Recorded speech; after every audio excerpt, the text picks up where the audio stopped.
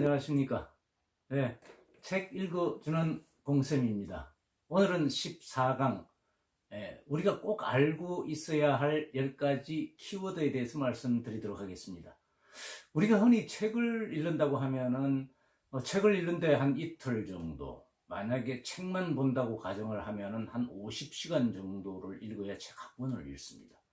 그래서 제가 오늘 여러분들에게는 책 한 권을 읽은 그 내용을 5분 안에 전달해 드리도록 하겠습니다. 기대해 보시죠. 여러분, 올해 안에 어떤 일이 일어날 것인지, 또 사업이 어떤 추세로 갈 것인지에 대해서 트렌드 코리아 2019라는 책 보셨습니까? 아직 안 보셨다고요? 예, 지금 바로 소개해 드리겠습니다. 트렌드 코리아 첫 번째 키워드입니다. 컨셉 연출이라는 겁니다.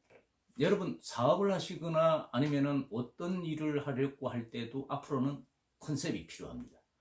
특히 올해같이 경기가 침체되고 조금 어려워지는 이런 상황에서는 컨셉 연출을 확실하게 해야 된다고요.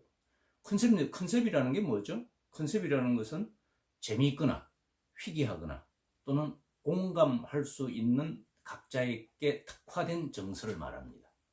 조금 말이 어렵나요? 예를 들면은 평소에 엄마를 챙기지 못한 딸들의 미안함을 대변하는 엄마의 발견이라든지, 또 여러 가지가 있을 수 있겠죠.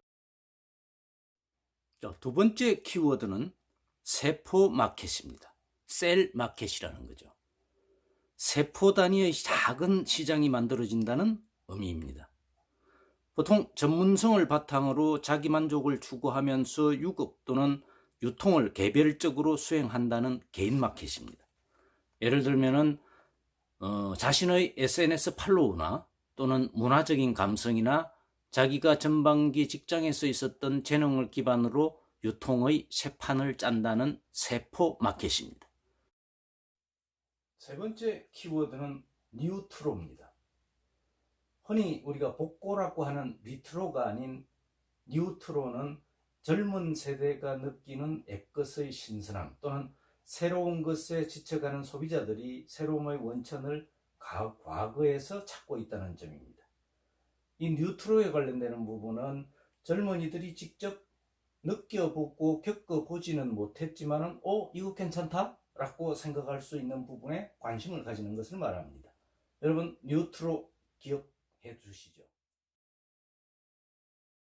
네 번째 키워드입니다. 그린 서바이벌입니다.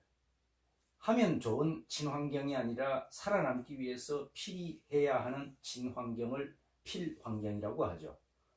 그냥 예전에는 이것보다는 친환경을 하면 좋겠구나 라고가 아니라 앞으로는 무조건 친환경으로 가야만 사람들에게 사랑을 받을 수 있고 사람들에게 찾아지는 것을 말합니다. 다섯 번째는 감정 대리인입니다. 자기 감정을 스스로 표현하는 데 어려움을 겪는 사람이 늘고 있다는 거죠. 그래서 이 유행에는 세 가지가 있는데요. 첫 번째는 자기 감정을 대신 느끼는 사람, 감정 대행인이라고 부르고, 자기 감정을 대신 표현하게 하는 사람, 감정 대변인이 생기고, 또 자기 감정을 대신 맞춰주는 감정 관리인, 이런 사람들이 있는 거죠. 여섯 번째 키워드는 데이터 인텔리전스입니다. 여러분들 책을 읽다 보면은 책에 나오는 데이터가 생기죠. 또 책에 나오는 정보도 있죠. 그래서 가장 중요한 부분은 책을 읽었다고 할 경우에 자기가 가지고 있는 데이터를 정보로 어떻게 바꿀 거냐. 나는 데이터로 책을 읽는지 아니면은 정보로 책을 읽는지. 물론 데이터하고 정보는 거의 유사한 성격을 가지지만 그 다음 단계가 굉장히 중요합니다. 내가 책을 읽어서 알고 있는 데이터나 정보를 내 지식으로 만드는 것, 내 것으로 만드는 것을 지식화한다고 합니다. 지식화된 걸 내가 실천하고 행동으로 옮기는 것을 지혜라고 합니다. 일곱 번째 키워드입니다. 공간의 재탄생입니다. 공간이 어떻게 재탄생하느냐고요? 여러분들 지금 아마 건축물 지어놓고 비어있는 공간이 참 많을 거예요.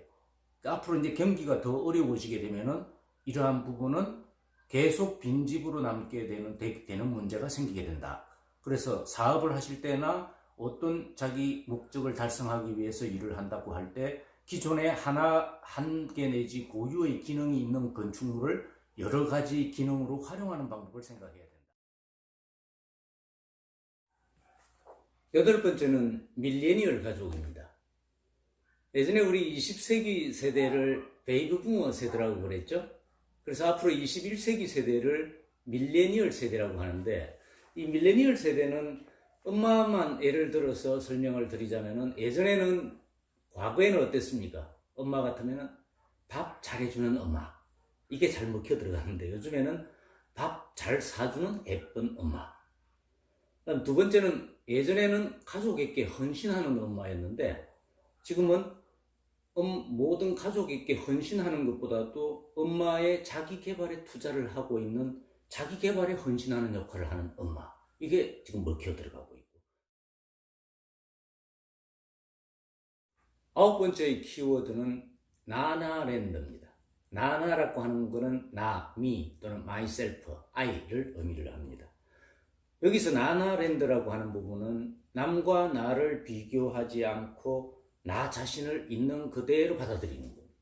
그러니까 행복이나 이런 부분들도 자기가 느끼고 있는, 예전에는 행복이 동일했는데 돈이 많고 직급이 좋고 뭘 이렇게 사회에서 일정한 역할을 하게 되면 행복한 걸로 생각을 했는데, 이제는 자기에게 특화된, 나는 이걸 하면 행복하다.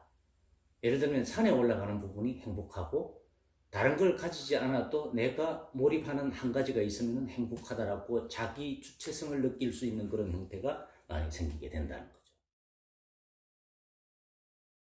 자, 마지막 10번째 키워드는 매너 소비자입니다.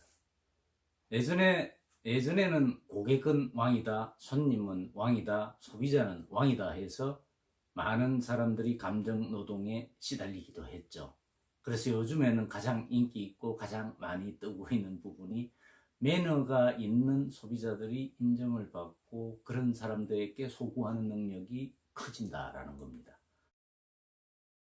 자, 여러분, 그러면은 10가지 키워드를 지금 다 기억은 하시지는 못하겠지만은, 이 10가지 키워드 중에서 가장 우리가 필히 학습해야 될 내용 중에 하나가 데이터 인텔리전스라는 키워드인 것 같습니다.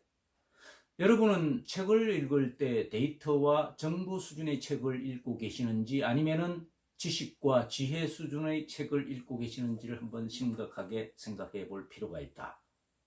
어떤 데이터와 정보를 발견함과 동시에 그 데이터와 정보를 지식과 지혜로 바꿀 수 있는 기술을 새롭게 터득해야 하지 않겠습니까?